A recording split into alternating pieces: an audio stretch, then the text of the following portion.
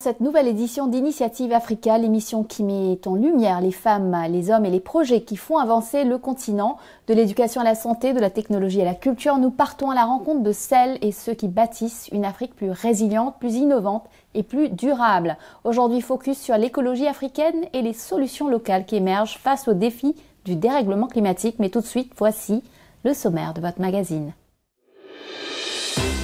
Il est l'un des grands observateurs de l'impact de la crise climatique en Afrique, président de la branche africaine de l'ONG des Amis de la Nature. Il a aussi été le coordinateur pour l'Afrique de l'Ouest et centrale lors de 3 COP. Il supervise aujourd'hui des actions de sensibilisation sur le continent pour aider des communautés à s'emparer d'outils concrets de résilience. Mamadou Mbonji est notre invité du jour.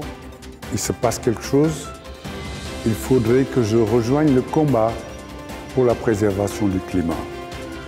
Et depuis les années 90, je me suis engagé dans un groupe qui s'appelle l'Association sénégalaise des Amis de la Nature. Recycler les déchets en pavés écologiques de revêtement de route, c'est une solution environnementale qui fait son chemin en Afrique. Elle arrive à Bamako. On peut faire 2 mètres carrés par jour. Et avec ces 2 mètres carrés là, on gagne 20 000 francs. C'est pas mal. Nous sommes en train de nous débrouiller comme ça.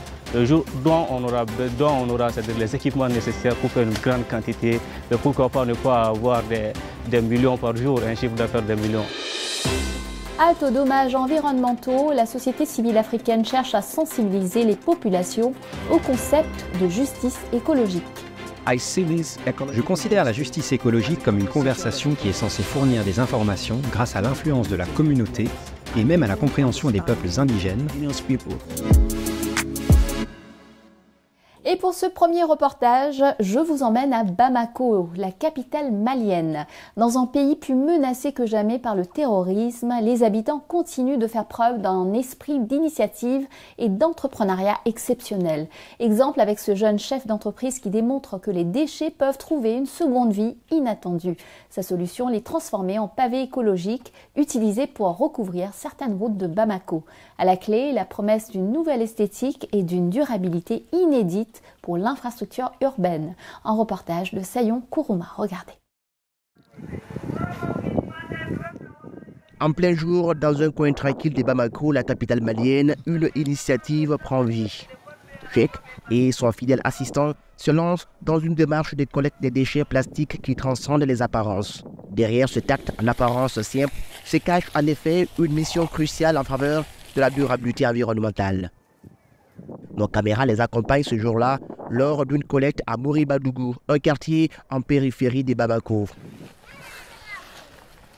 Pour Cheikh, 23 ans, cette initiative incarne une action éco-responsable. Ça, c'est juste pour protéger l'environnement. Les plastiques sont bio non dégradables et c'est une activité qui permet non seulement de maintenir la salubrité dans la commune et aussi de lutter contre la pollution de l'environnement. Les déchets sont de l'or. On peut beaucoup faire avec les déchets tout en valorisant. Une fois les déchets rassemblés, le processus de transformation se déroule dans l'atelier. Les plastiques récupérés sont soigneusement triés puis introduits dans le four. Sous l'effet de la chaleur, la métamorphose prend forme. Les matières plastiques fondent, offrant ainsi une nouvelle vie à ce qui était autrefois de simples déchets. Cette matière fondue est ensuite versée dans des moules, donnant naissance à des pavés écologiques prêts à contribuer au quotidien des citoyens et à l'amélioration de leur environnement. Une initiative qui, au-delà de son impact environnemental, permet aux jeunes entrepreneurs de générer 20 000 CFA par jour. On peut faire 2 mètres carrés par jour. Et avec ces 2 mètres carrés là, on gagne 20 000 francs. C'est pas mal. Nous sommes en train de nous débrouiller comme ça. Le jour dont on aura les équipements nécessaires pour faire une grande quantité, mais pourquoi pas ne pas avoir des millions par jour, un chiffre d'affaires de millions. Au-delà de la transformation des déchets plastiques en pavés, cette initiative ouvre de nouvelles perspectives. Pour Ibrahim, 19 ans, ce projet de recyclage est bien plus qu'une simple démarche écologique. Il représente une véritable opportunité pour l'avenir. C'est un projet éco-responsable. Nous croyons fermement à la perspective d'avenir que représente ce recyclage. Nous nous y investissons dans l'espoir de devenir autonomes et d'évoluer indépendamment. Mon engagement est également motivé par le fait que je peux gagner 3 000 francs CFA par jour, une somme qui répond à certains de nos besoins. Dans cette perspective, le jeune entrepreneur met en lumière un autre aspect novateur de son initiative. Les pavés qu'il produit se distinguent par des caractéristiques uniques comparativement à ceux fabriqués à base de ciment. C'est le produit fini. Ces pavés peuvent faire plus d'une centaine d'années chez vous. C'est devant les devantures et aussi par rapport à la construction des routes. Avec ça, c'est très résistant et c'est très efficace. Contrairement aux autres pavés qui ont été produits par les ciments. Ces pavés ne seront pas confinés à l'atelier. Ils embellissent désormais les rues de Bamako, offrant une esthétique nouvelle et une durabilité inédite à l'infrastructure urbaine. Nous nous rendons à Badalabougou-Sema, où cette rue de 125 mètres de long et 8 mètres de large a été revêtue de pavés création de Cheikh Koulibaly. Toutes les ruelles sont pavées avec ça jusqu'au fond. Voilà, pas d'autres. Voilà.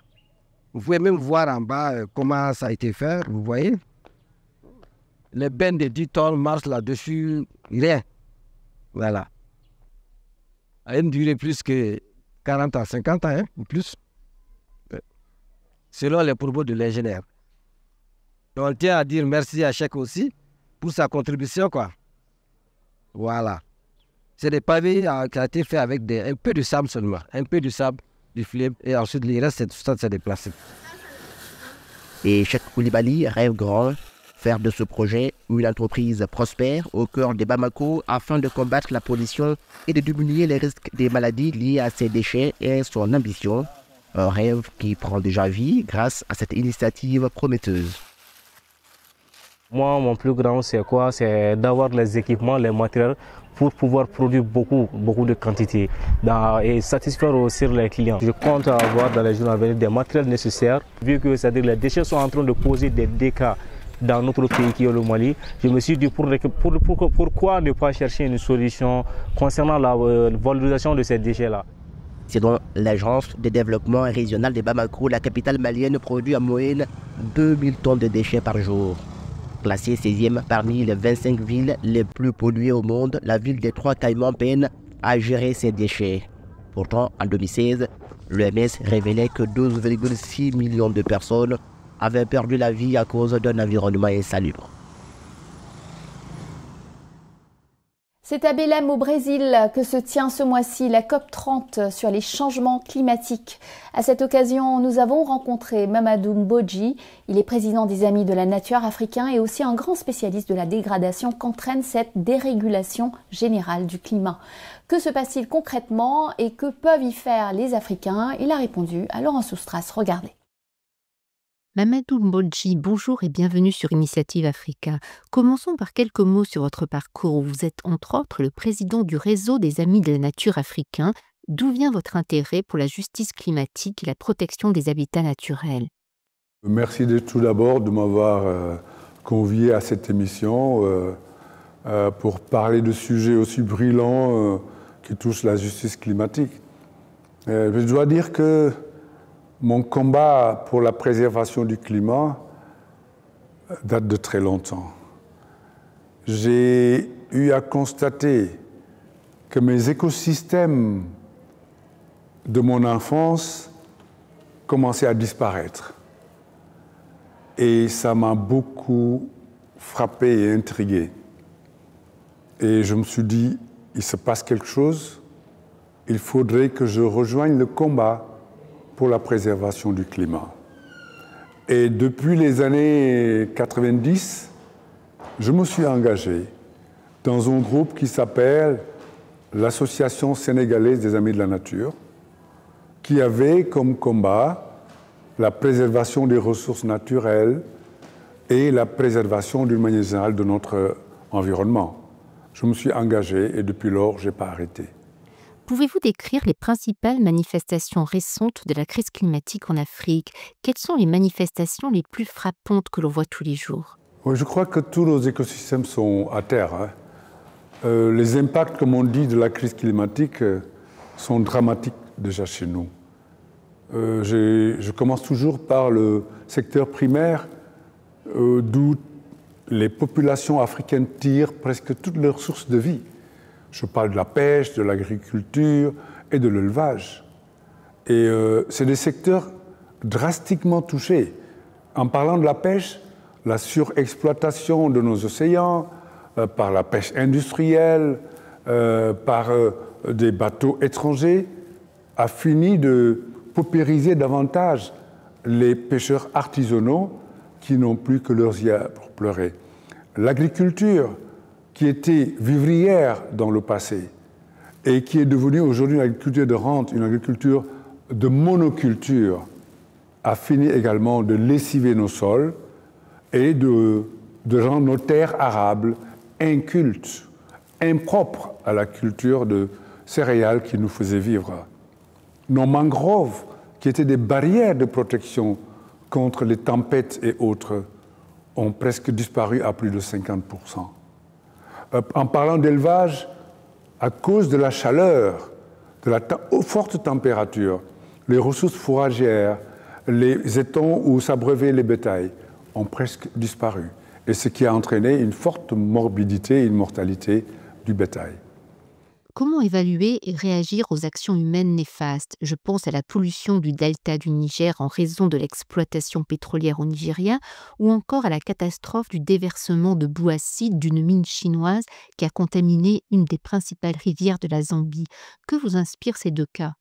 Bon, un peu de la révolte d'abord. La révolte parce que, en fait, c'est des populations qui n'ont pas demandé à vivre ces drames, mais à cause de la cupidité des États ou des êtres humains qui cherchent le profit partout. C'est le capital qui les oriente. Ils ont fini par paupériser un peu les populations qui vivent dans ces zones. Et en parlant de cette pollution-là, je ne pense pas que les États, ni les États africains, ni les sociétés civiles africaines ne peuvent lutter contre cela. Tant que ceux-là qui ont pollué ne mettent pas les moyens suffisants pour qu'on nettoie un peu totalement ces zones qu'ils ont polluées de manière injuste en mettant les populations dans des conditions atroces. Le concept de compensation gagne-t-il du terrain selon vous en Afrique? La justice est-elle généralement suffisamment armée pour traiter ces litiges? On dirait qu'en Zambie, il y a quand même eu une sorte de réveil collectif. Malheureusement, dans les pays au sud du Sahara, nous n'avons pas encore atteint ce niveau de responsabilité, entre guillemets, pour faire face à ces grosses multinationales qui ont un pouvoir exorbitant et qui écrasent tout sur leur passage. La compensation, de mon point de vue, n'est pas respectée dans beaucoup de pays au sud du Sahara. Si aujourd'hui les populations souffrent à ce niveau, c'est parce qu'il n'y a pas de respect entre les accords qui sont donnés et les gens qui sont sur le terrain. Je salue ce pays dont vous venez de parler, qui a un réveil collectif. J'espère que dans les pays au sud du Sahara, ces réveils-là se fassent, parce qu'il est temps. Sinon, c'est les populations elles-mêmes qui vont disparaître.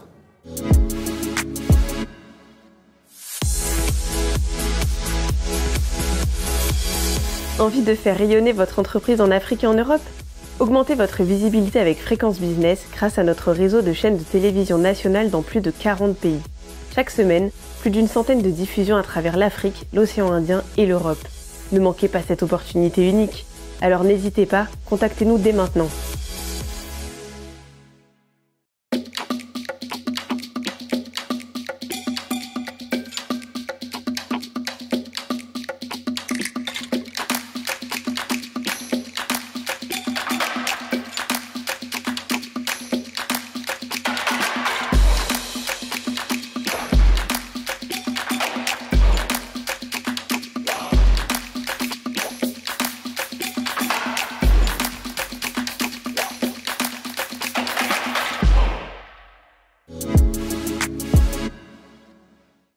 Bienvenue pour la deuxième partie de notre émission. Mozambique, Sénégal, Tanzanie, Mauritanie, Afrique du Sud, Éthiopie, Maroc. Tous ces pays ont un point commun. D'énormes réserves de gaz y ont été découvertes. Un boost économique pour ces nations, mais souvent au prix d'un sacrifice environnemental pour les communautés avoisinantes, notamment dans les écosystèmes côtiers. Face à cet équilibre complexe, l'exigence de justice environnementale fait son chemin en Afrique. Au Nigeria, un pays producteur de pétrole où plusieurs actions en justice ont été menées contre des multinationales, les acteurs de la société civile s'organisent. Notre correspondant à Abuja, Hugo Uana, avait suivi leurs réflexions. Regardez. Le droit à un environnement sûr pour chaque Nigérian est garanti par l'article 20 de la Constitution de 1999 de la République fédérale du Nigeria. Malgré cela, la myriade de défis écologiques dans le pays a été une source d'inquiétude et a déclenché des stratégies de plaidoyer de la part de diverses parties prenantes. L'accès à la justice est rendu difficile par le laxisme des lois environnementales, un manque de système judiciaire indépendant et l'absence de volonté de faire respecter les dispositions légales. Nous devons comprendre que nous faisons partie intégrante d'un écosystème écologique et en même temps, nous détruisons l'autre partie. Nous nous sommes aussi détruits nous-mêmes. Si nous n'avons pas d'arbres, nous n'aurons plus la capacité de respirer de l'oxygène, car sans dioxyde de carbone, il n'y aura pas d'oxygène. Si vous n'avez pas d'eau, vous n'avez rien à boire. Si vous polluez l'air, vous mourrez lentement et très probablement très jeune. Selon Rise for Bayelsa, une campagne mondiale visant à mettre en lumière les dommages environnementaux et humains causés par les multinationales pétrolières opérant dans le delta du Niger, quelques 40 millions de litres de pétrole sont déversés dans le delta chaque année. Rien qu'en 2012, 16 000 bébés sont morts au cours du premier mois de leur vie à cause de la pollution pétrolière. Ces chiffres ont augmenté au fil des ans. Il ne s'agit là que de l'un des nombreux dommages causés par les catastrophes environnementales. Le Nigeria a commis une grave erreur en abandonnant la voie économique qu'il poursuivait initialement pour se remettre maintenant dans le secteur pétrolier et oublier tout le reste. C'est ce qui est en train de détruire le Nigeria. Le plus gros problème actuel est le désinvestissement. Il s'agit d'un mouvement des compagnies pétrolières internationales qui quittent le delta du Niger et emportent leurs bénéfices vers l'étranger ou dans leur pays d'origine. Nous avons besoin d'une réglementation claire, d'une politique claire et de lignes directrices sur ce qu'est le désinvestissement et sur la manière dont il peut être fait. Les risques écologiques liés à la santé deviennent une préoccupation majeure au Nigeria, avec divers problèmes environnementaux tels que la pollution de l'air, la pollution de l'eau, les déversements de pétrole, la déforestation, la désertification, l'érosion et les inondations, dues à des systèmes de drainage inadéquats ou inexistants, causés principalement par des activités anthropogéniques. L'industrie pétrolière dans le delta du Niger a été le plus grand pollueur de l'environnement autour du delta et par extension de la pollution du Nigeria. Il pollue l'air avec les torchères à gaz. La plupart d'entre nous sommes des cadavres vivants, mais nous ne le savons pas. Nous allons tomber d'un moment à l'autre et mourir. Aujourd'hui, l'Afrique est confrontée à de multiples défis écologiques. Tous ces défis résultent des actions menées par des entités qui ont considéré le continent comme une zone de vulnérabilité. Selon le rapport intitulé « La lutte pour la justice environnementale en Afrique » rédigé par le militant écologiste Nimo Bassé pour l'Independent Media Institute, à peine 1% de la main-d'œuvre du secteur des industries minières en Afrique est composée d'Africains. Seuls 5% des investissements dans ce secteur sont réalisés en Afrique et plus de 85% des infrastructures pour le gaz fossile sur le continent sont destinées à l'exportation. Je considère la justice écologique comme une conversation qui est censée fournir des informations grâce à l'influence de la communauté et même à la compréhension des peuples indigènes, car c'est la seule façon de restaurer notre écosystème et de le faire fonctionner pour les gens et la planète. Nous sommes un groupe de réflexion sur l'écologie et notre principal objectif est la connaissance et le partage. Je pense que nous avons fait beaucoup de progrès parce que les communautés sont plus claires sur leurs demandes et sur la façon de protéger l'environnement. Le seul problème, c'est que les auteurs des transgressions s'efforcent de se soustraire à leurs responsabilités et c'est sur ce point que nous nous concentrons. Personne ne doit échapper à ses responsabilités. En effet, diverses communautés des États du delta du Niger comme les Akwa Ibom, Rivers ou encore Bayelsa, des agriculteurs, des pêcheurs et des particuliers ont tenté d'obtenir justice auprès des grandes sociétés pétrolières mises en cause. Il a fallu 13 ans pour que justice soit rendue dans l'une de ces affaires, mais rien n'a encore été fait pour dédommager les membres des communautés d'accueil. Nimo Bassé, directeur de OMEF, s'efforce d'assurer la mise en œuvre rapide des actions de justice impliquant ces multinationales et les communautés d'accueil par le biais de son forum Table ronde sur le jugement des pollueurs qui offre une lueur d'espoir dans la quête d'une justice écologique au Nigeria. Lutter pour l'écologie, mais avec quel résultat et à quel prix? Dans la seconde partie de son interview, Mamadou Mbodji nous livre son espoir pour les solutions de résilience qui se développent sur le terrain en Afrique, mais aussi sa désillusion face au manque de résultats du soutien financier international. Écoutons-le.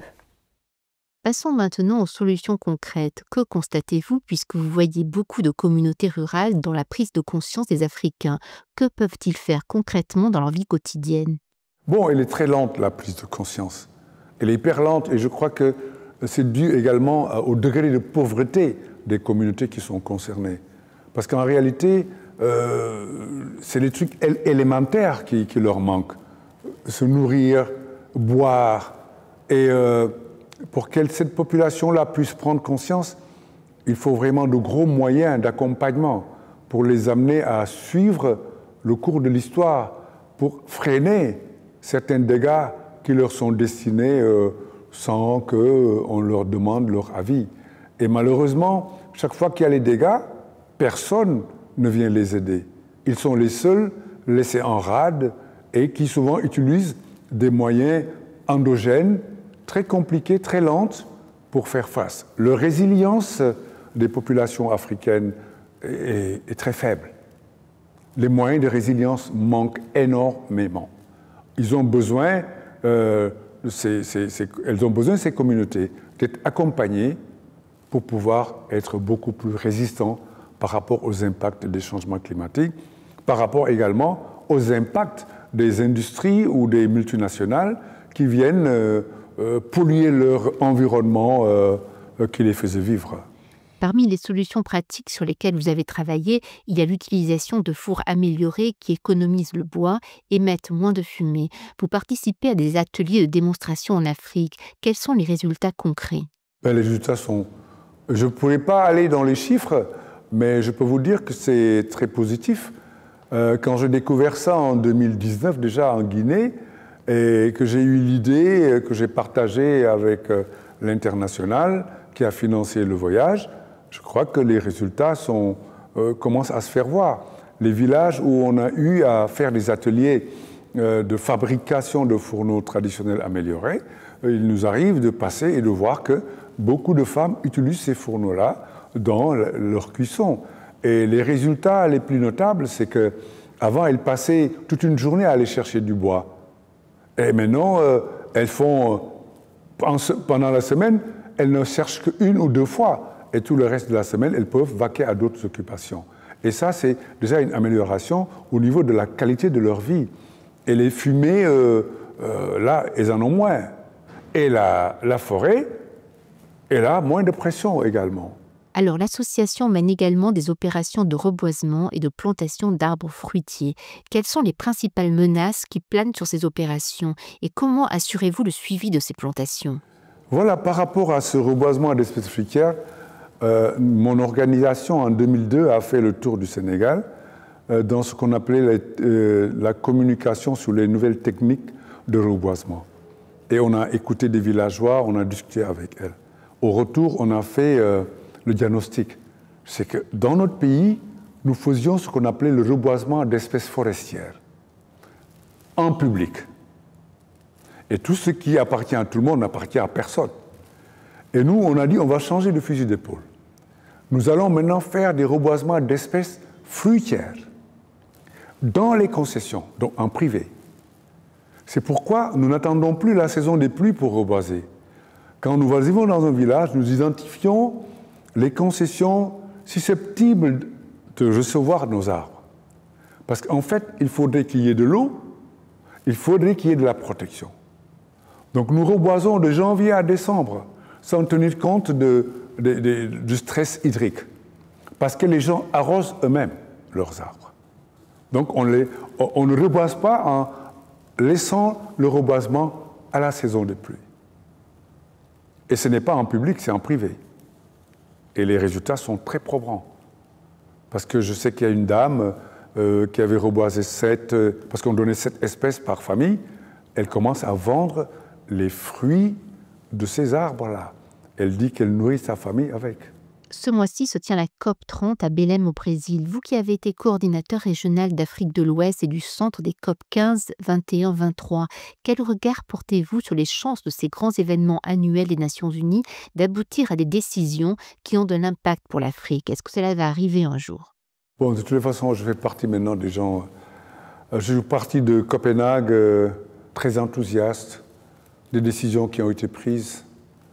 Après le protocole de Kyoto, il fallait trouver des engagements, et 100 milliards d'euros qui étaient promis, de dollars du moins, étaient promis à l'Afrique pour son adaptation, que nenni. Et je sais que j'étais à la COP 21 à Paris, je suis reparti avec beaucoup d'enthousiasme, mais les engagements tardent à voir vus sur le terrain. Mais je crois qu'il y a un manque de volonté politique de la part de nos leaders. C'est le constat que j'ai fait. Et depuis Bonn, je crois que j'ai arrêté d'aller au COP parce que je me dis que c'est un balai incessant de leaders qui viennent, qui parlent, qui partent, qui signent des choses qu'ils ne respectent pas. Or, l'Afrique ne peut plus attendre. Nous sommes pressés. Et or, eux, ils ne voient pas ce que j'appelle, moi, l'urgence africaine pour s'adapter. Et c'est pourquoi, moi, je dis, les COP, si on pouvait même les arrêter pour 2 COP et prendre cet argent-là et verser ça aux pays vulnérables, ça apporterait beaucoup plus de bémol à ce que nous sommes, notre lutte pour la préservation des ressources naturelles, pour la préservation des personnes vulnérables à travers le monde.